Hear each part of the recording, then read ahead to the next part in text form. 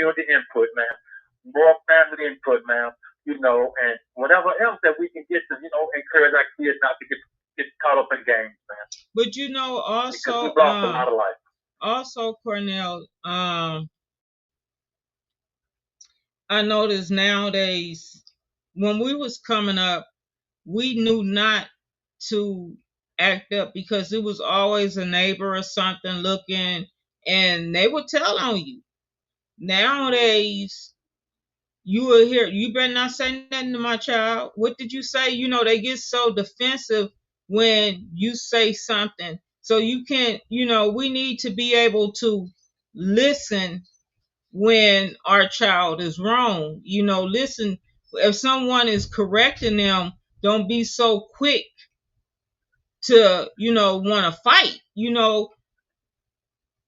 because I see that when I drove school buses and stuff, you try to at least try to get a kid back on track, and then the parent is all up in your face, and then now you looking like, yeah, so that's why the kid acting like that, because they see the mama acting like that, so you or the father acting like that, it's a learned behavior, so we shouldn't, as parents, we should be able to, if I see your child um set Miss Rodriguez hair on fire, because that did happen when I was driving for Metro public transportation. I was driving the Vermont line, and some students on that bus set this elderly Hispanic lady hair on fire, and they laughed.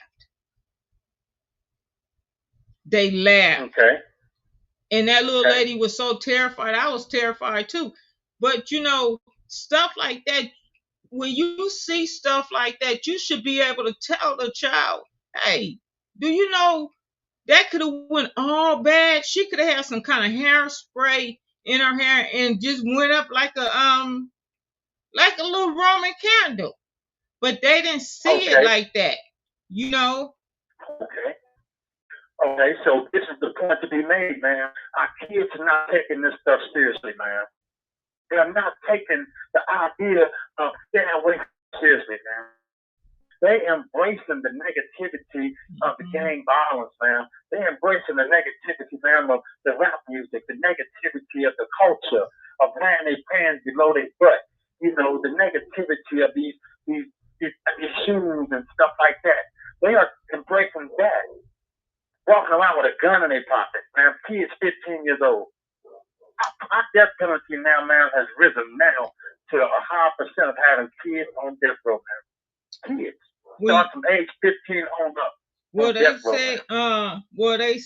that the age that they enter gangs is at 12 years old. That's what the statistics is saying. Okay.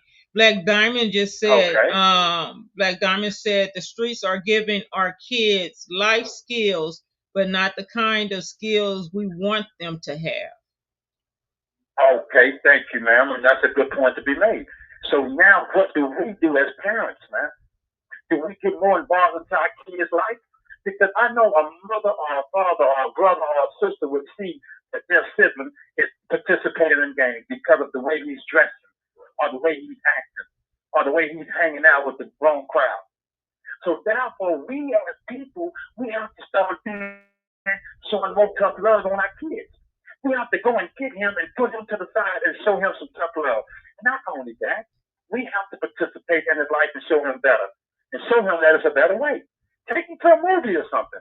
Take him to the park. Play baseball with him. Show him that there's got to be a better way than the choices that he's making to hang out with the wrong crowd. But That's the point that we have. That's what we're trying to get across. and what you just talked about. Oh, we got 2 minutes, and two Okay, man. minutes. We better wrap this Okay, up. man. What you just talked Okay, about. man. That's I did all of that with my children, but we got Okay, to man. remember our children have a mind of their own, and they once their minds is set, their minds is set. So I'm Okay. gonna go ahead and I'm gonna let you go ahead and close us out because we got 2 minutes and I don't want to Okay. keep talking. Okay. Well, for anyone who's listening to this podcast tonight, we encourage you. Let's talk about it. We encourage you to come out, to be able to join, and to be able to get involved into your kids' life.